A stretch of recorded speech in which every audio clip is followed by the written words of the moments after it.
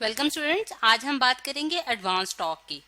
Torque जैसा कि आपने पिछले क्लासेस में भी पढ़ा होगा कि हमारे पास टॉर्क जो है वो टर्निंग इफेक्ट ऑफ फोर्स को हम कहते हैं, यानी कि इसको डिफाइन अगर हम करें तो हमारे पास जो टर्निंग इफेक्ट फोर्स का आता है स्टूडेंट्स, उसको हम क्या कहते हैं? टॉर्क कहते हैं। ठीक है, अब अगर हम देखें कि हमारे पास टॉर्क को अगर हम मैथमेटिकल एक्सप्रेशन में डिफाइन करें तो हम किस तरह से लिख सकते हैं उसको, यानी कि अगर टॉर्क को मैं इस सिंबल से डिनोट कर दूं तो जो टॉ हमारे पास है स्टूडेंट्स, यानी कि टॉ जो है वो हमारे पास किसके बराबर होता है?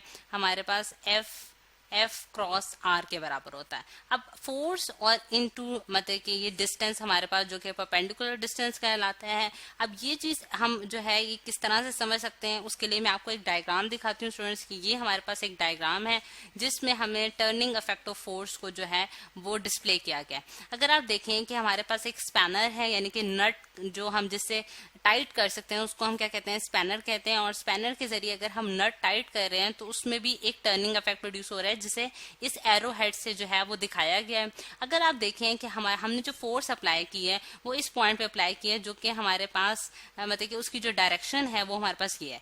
ये उसकी जो डायरेक्शन है, फोर्स की डायरेक्शन है, जिसे एफ से डिनोट किया है, कैपिटल एफ से। और ये हमारे पास, जैसा कि हम जानते हैं कि हमारे पास एक वेक्टर क्वांटिटी है और वेक्टर क्वांटिटी के लिए हमें डायरेक्शन जो है वो रिक्वायर्ड होती है। ठीक, और ये जो एक परपेंडिकुलर डिस्टेंस जो कि रेड लाइन से शो किया गया स्टूडेंट्स को आर से डिफाइन किया गया है, ये बेसिकली क्या है? परपेंडिकुलर डिस्टेंस और फोर्स के दरमियान और आर के दरमियान जो एंगल बन रहा है स्टूडेंट्स, वो हमारे पास क्या है? हमारे पास एंगल फाई है। ठीक है, ये एंगल जो है जिस तरह से इसको यहाँ भी आप लिख सकते थे, यानी कि ये एंगल हमारे पास क्या है? फाई है।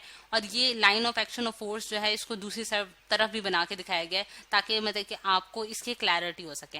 ठीक, अगर हम देखें कि टॉर्क हमारे पास फिर हमने किस तरह से डिफाइन किया? Force into perpendicular distance. अब ये जो परपेंडिकुलर डिस्टेंस है स्टूडेंट्स को फिजिक्स में एक नाम दिया गया है, जिसे हम क्या कहते हैं कि हमारे पास ये है मोमेंट आर्म। ठीक है, इधर मतलब कि इसको जो है इसके ये स्पेसिफिक नाम है स्टूडेंट्स, जहां मैं लिख भी देती हूँ कि इसको हम क्या कहते हैं कि ये हमारे पास क्या कहलाता है? Moment arm. ठीक है, और ये हमेशा जो है एक परपेंडिकुलर डिस्टेंस होता है फोर्स के दरमियान। ठीक है, और इसमें जो अगर मैं इसको एक्सपैंड करूँ, क्योंकि ये जिस तरह से आपको हमने पिछले लेक्चर्स में देखा था कि वेक्टर प्रोडक्ट हमने पढ़ा है स्टूडेंट्स, और टॉर्क जो है वो एग्जाम्पल आ जाती है हमारे पास वेक्टर प्रोडक्ट की। तो टॉर्क जो अगर मैं इसको एक्सपैंड करूँ स्टूडेंट्स, तो ये मेरे पास F r into sine of theta बन जाएगा। F r sine of theta भी आप कह सकते हैं, लेकिन यहाँ एंगल फाई है तो मैं स्टूडेंट्स फाई लिख देती हूँ। लेकिन ये जो एंगल होगा, ये जो मतलब कि इसको आप बेशक फाई लिख रहे हैं, थीटा लिख रहे हैं, तो आप ये कौन सा एंगल होगा? हमारे पास फोर्स और आर के दरमियान का एंगल होगा और ये फाई एंगल कहलाएगा। ठीक, अब अगर हम देखें स्टूडेंट्स कि हमारे पास ये जो मतलब कि ये फॉर्मूला जो हमने लिख दिया है ये हमारे पास आता किस तरह से, यानी कि इसके पीछे जो हमारे पास बेसिक मतलब कंपोनेंट्स जो इसके पीछे जो इसकी बैकग्राउंड में आ जाते हैं वो किस तरह से आते हैं। अब अगर हम देखें कि यहाँ से दोबारा से मैं वही केस ले रही हूँ कि हमारे पास एक स्पैनर है और उसको हम जो है नट टाइटिंग के लिए यूज कर रहे हैं, और ये फोर्स का कंपोनेंट है, यानी कि फोर्स है हमारे पास और ये हमारे पास आर है। अगर मैं फोर्स को जो है रिजोल्व करूँ उसके कंपोनेंट्स में, जो कि हम क्या कहलाते हैं? रेजोल्यूशन ऑफ अ कंपोनेंट के प्रोसेस से गुजरेंगे उसके लिए, यानी कि उसके दो कंपोनेंट्स होंगे, एक एफ साइन ऑफ फाई जैसा कि यहाँ लिख दिया गया, और एक हमारे पास क्या होगा? F cos of phi. और ये बेसिकली हमारे पास क्या होता है? परपेंडिकुलर कंपोनेंट्स होते हैं, यानी कि इन दोनों के कंपोनेंट्स के दरमियान जो एंगल होगा वो कितना होगा? 90 का एंगल होगा स्टूडेंट्स यहाँ। या फिर आप ये भी कर सकते हैं कि अगर आपके पास ये कंपोनेंट है तो ये F sine of theta component होगा, और ये हमारे पास किसका कंपोनेंट होगा? एफ कॉज ऑफ फाई का कंपोनेंट। ये वाला कंपोनेंट स्टूडेंट्स और ये वाला कंपोनेंट हमारे पास पैरेलल में है, तो इधर भी इसको मैं लिख सकती हूँ। ठीक, अब वो वाला कंपोनेंट यानी कि एफ कॉज ऑफ थीटा का कंपोनेंट आप जैसा कि देख सकते हैं कि आर के बिल्कुल क्या है? पैरेलल है, यानी कि उसके साथ चल रहा है, उनके दरमियान जो एंगल है वो क्या है? जीरो का एंगल है। तो ये वाला जो कंपोनेंट होगा यानी कि एफ कॉज ऑफ फाई का, ये कॉन्ट्रीब्यूट नहीं करेगा टर्निंग इफेक्ट ऑफ फोर्स में, यानी कि इसका कोई रोल नहीं होगा टर्निंग इफेक्ट ऑफ फोर्स में, क्योंकि जैसा कि हमने डिफाइन किया है कि फोर्स का वो कंपोनेंट जो आर के परपेंडिकुलर होगा सिर्फ वही कंट्रीब्यूट करेगा। और जैसा कि हम देख सकते हैं कि वो कौन सा कंपोनेंट बन रहा है students? F sine of phi, यानी कि आप देख सकते हैं कि यहाँ जो हमारे पास एंगल है वो कितना है? 90 का, यानी कि आर और यानी कि यहाँ अगर आप देखें कि आर और फोर्स के दरमियान एंगल फाई बन रहा है, लेकिन आर और इसको अगर मैं डिफरेंट कलर से शो कर देती हूँ ताकि इसकी बहुत अच्छी तरह क्लैरिटी हो जाए स्टूडेंट्स, यानी कि आर और एफ के दरमियान जो एंगल है, ये वाला एंगल जो है स्टूडेंट्स, ये हमारे पास क्या है, ये हमारे पास 90 का एंगल है। ठीक है, 90 का एंगल है, जिससे हमने कहा है कि मोमेंट आर्म जो होता है वो हमेशा जो है वो 90 का एंगल बनाता है। किसके साथ, मतलब कि आर और एफ का वो कंपोनेंट जो है वो हमेशा 90 का एंगल पे होंगे। ठीक है, तो इस वजह से एफ साइन ऑफ फाई, यानी कि मैं इसको इस तरह से लिख सकती हूँ, मतलब कि मोर प्रिसाइजली हम इसको किस तरह से लिख सकते हैं कि हमारे पास F sine of phi, F sine of phi into r जो है ये हमारे पास क्या कहलाएगा, जो है टॉर्क कहलाएगा। ठीक, अब इसका एक ऑल्टरनेटिव मेथड भी है, यानी कि एक और तरीके से आप ये वाला फॉर्मूला जो है वो जनरेट कर सकते हैं। वो किस तरह से करेंगे स्टूडेंट्स के, अगर हम देखें कि हमारे पास जो आर का कंपोनेंट है उसको भी हम रिजोल्व कर सकते हैं दो कंपोनेंट में रेजोल्यूशन ऑफ अ वेक्टर के तहत, यानी कि अगर आर भी, क्योंकि हमारे पास एक वेक्टर है, मोमेंट आर भी हमारे पास एक वेक्टर है। ठीक है, और वेक्टर जो है उसको भी हम रिजोल्व करेंगे दो कंपोनेंट्स में। एक कंपोनेंट जो है वो हमारे पास क्या बन जाएगा स्टूडेंट्स, एक कंपोनेंट हमारे पास बनेगा आर साइन ऑफ फाई और दूसरा कंपोनेंट हमारे पास क्या बनेगा, आर कॉज ऑफ फाई। ठीक है, ये वाला जो कंपोनेंट होगा ये हमारे पास क्या होगा, आर कॉज ऑफ फाई। ठीक है, आर साइन ऑफ फाई और आर कॉज ऑफ फाई जो है हमारे पास दो कंपोनेंट्स बन गए। अगर हम देखें कि आर कॉज ऑफ फाई जो है वो कंपोनेंट है जो एफ के बिल्कुल क्या आ रहा है, पैरेलल आ गया। अब एफ के पैरेलल वाला कंपोनेंट जो है वो कंट्रीब्यूट नहीं करेगा हमारे पास टॉर्क में, क्योंकि हमने ये जैसा कि कहा है कि ये हमेशा 90 के एंगल वाला कंपोनेंट जो है वो हमारे लिए इंपॉर्टेंट है।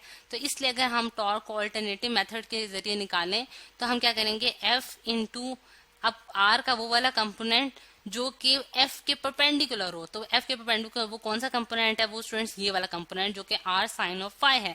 तो मैं यहाँ लिख सकती हूँ R into sine of phi. तो मेरे पास स्टूडेंट्स ये बिल्कुल एग्जैक्ट वही फॉर्मूला बन गया जो कि हमने पहले केस से भी निकाला था, यानी कि हम दो तरीकों से जो है टॉर्क की जो फॉर्मूला है उसको जनरेट कर सकते हैं। ये तो स्टूडेंट्स हमने मतलब कि इसके जो है मतलब कि फॉर्मूले पे बात कर ली। अगर हम देखें स्टूडेंट्स की, यानी कि जो हमारे पास टॉर्क है वो हमारे पास टर्निंग इफेक्ट है, और फिर टर्निंग इफेक्ट में जो ये एंगल पे भी अगर हम बात करें तो हमारे पास ये एंगल जो है ये आर और एफ के दरमियान का एंगल कहलाएगा।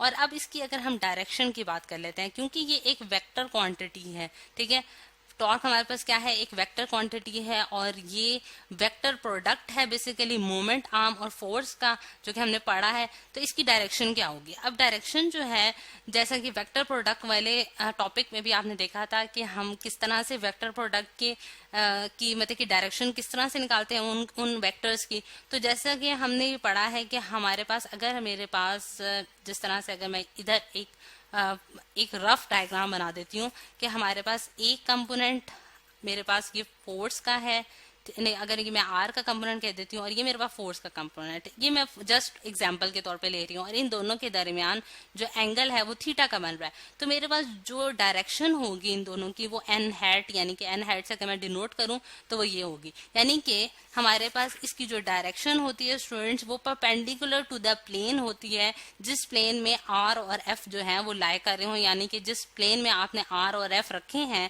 उस प्लेन की जो परपेंडिकुलर डायरेक्शन होगी वो हमारे पास क्या कहलाएगी, वो डायरेक्शन ऑफ द टॉर्क कहलाएगी। ठीक, तो इस केस में भी अगर हम देखें स्टूडेंट्स कि अगर मेरे पास एफ की डायरेक्शन ये है और आर की डायरेक्शन ये है, तो आउटवर्ड नॉर्मल अगर मैं इसका ड्रॉ करूं, यानी कि ये क्योंकि 3 डायमेंशनल फिगर होगी, यानी कि मैं आउटवर्ड नॉर्मल इस तरह से डिफाइन कर सकती हूँ कि ये मतलब कि आउटवर्ड निकल रही होगी, यानी कि इस पेज से जो है वो बाहर की तरफ निकल रही होगी, और एन हेड डायरेक्शन जो है वो इसको हम डिफाइन कर देंगे। ठीक, तो ये हमारे पास स्टूडेंट्स की डायरेक्शन पे भी बात होगी कि ये क्या होगी, perpendicular to the plane containing R and F होगा।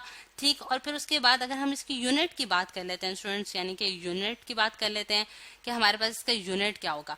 यूनिट जो है अगर हम कैसे निकालते हैं टॉर्क, क्योंकि हमारे पास क्या है आर क्रॉस एफ है, तो हम आर जो है वो हम मीटर्स में मेजर करते हैं और फोर्स जो है क्योंकि न्यूटन में मेजर होती है, तो हमारे पास जो इसका यूनिट आ गया स्टूडेंट्स वो क्या आ गया, न्यूटन मीटर। न्यूटन मीटर जो है वो हमारे पास ऐसा यूनिट है टॉर्क का। ठीक, अगर हम अब टॉर्क को अगर डिफाइन करना चाहते हैं स्टूडेंट्स, यानी कि आप उसकी एक्सप्लेनेशन देना चाहते हैं, तो आप ये सारी चीजें डिफाइन करेंगे कि एक तो हमारे पास उसका फॉर्मूला क्या है, फिर डायरेक्शन और फिर यूनिट्स। और फिर अगर हम देखें स्टूडेंट्स कि हमारे पास जो फोर्स, यानी कि अगर लीनियर फोर्स की जब हम बात करते हैं स्टूडेंट्स, तो हमारे पास स्टूडेंट्स अगर हम देखें कि हमारे पास जो फोर्स है, यानी कि फोर्स जैसा कि न्यूटन सेकंड लॉ से अगर हम देखें तो फोर्स जो है वो F इंटू ए होती है, यानी कि फोर्स जो है वो हमारे पास मैस और एक्सेलरेशन का प्रोडक्ट है, ठीक। यानी कि वो डिटरमाइन करती है, ये हमारे पास लीनियर केस में जो फोर्स है वो डिटरमाइन करती है कि बॉडी के पास अगर उसका मैस m है तो उसके बाद कितनी एक्सेलरेशन वो प्रोड्यूस कर सकती है।